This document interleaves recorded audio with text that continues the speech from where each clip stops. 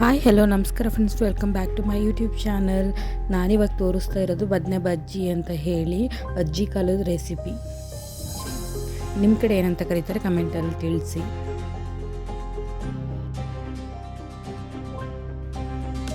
ಇದಕ್ಕೆ ನಾವು ದಪ್ಪ ಬದನೆಕಾಯಿ ಅಥವಾ ಗುಂಡು ಬದನೆಕಾಯಿ ಯಾವ ಬದನೆಕಾಯಿ ಬೇಕಾದರೂ ತಗೋಬಹುದು. ಅದನ್ನು ಫಸ್ಟ್ ಬೆಂಕಿನಲ್ಲಿ ನೀಟಾಗಿ ಇರಿಸಿ ಸುಟ್ಕೋಬೇಕು. ಸುಟ್ಕೊಂಡಾದಮೇಲೆ ಅದನ್ನು ಚೆನ್ನಾಗಿ ತೊಳ್ಕೊಬೇಕು. ಆ ಸಿಪ್ಪೆ ಎಲ್ಲ ರಿಮೂವ್ ಮಾಡ್ಕೋಬೇಕಾಗುತ್ತೆ.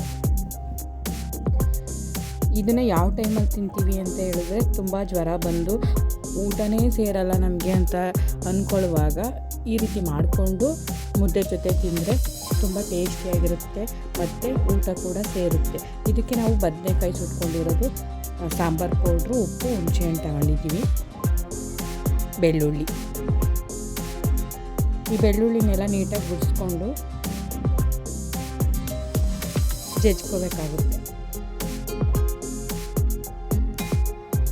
Thank you so much friends. 150 subscribers ಆಗಿದ್ದಾರೆ. ಇದೇ ರೀತಿ ಮುಂದೆನೂ ಸಪೋರ್ಟ್ ಮಾಡಿ. ನಿಮ್ಮ ಸಪೋರ್ಟ್ ನಂಗೆ ತುಂಬ ಹೆಲ್ಪ್ ಆಗುತ್ತೆ. ಈ ರೀತಿ ನೀಟಾಗಿ ಎಲ್ಲನೂ ಕುಟ್ಕೋಬೇಕು. ಫಸ್ಟು ಬೆಳ್ಳುಳ್ಳಿನ ಜಜ್ಕೋಬೇಕಾಗುತ್ತೆ. ಆಮೇಲೆ ಹುಣಸೆಹಣ್ಣು, ಉಪ್ಪು, ಬದನೆಕಾಯಿ ಮತ್ತು ಸಾಂಬಾರು ಪೌಡ್ರ್ ಎಲ್ಲನೂ ಹಾಕೊಂಡು ನೀಟಾಗಿ ಕುಟಾಣಿಲಿ ಕುಟ್ಕೋಬೋದು. ಇಲ್ಲಾಂದರೆ ಮಿಕ್ಸಿ ಜಾರಲ್ಲಿ ಕೂಡ ರುಬ್ಕೋಬೋದು.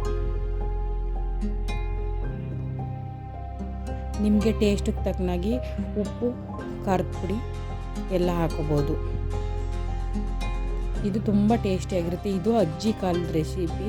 ಆವಾಗಿಂದನೂ ಹುಷಾರಿಲ್ಲ ಅಂದವ್ರಿಗೆ, ಬಾಯಿ ಕೆಟ್ಟೋಗಿದೆ, ಊಟ ತಿನ್ನಲಿಕ್ಕೆ ಆಗೋದೇ ಇಲ್ಲ ಅಂದಾಗ ಬದನೆ ಬಜ್ಜಿ ಅಂತ ಹೇಳ್ಬಿಟ್ಟು ಮಾಡಿಕೊಡ್ತಾರೆ ನಮ್ಮ ಸೈಡು.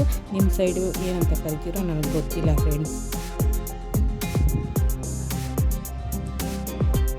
ನಿಮಗೆ ಈ ವಿಡಿಯೋ ಇಷ್ಟ ಆದರೆ please like, share and subscribe ಮಾಡ್ಕೊಂಡು ಕಮೆಂಟ್ ಮಾಡಿ friend. Thank you for watching. Next ವಿಡಿಯೋದಲ್ಲಿ ಸಿಗೋಣ.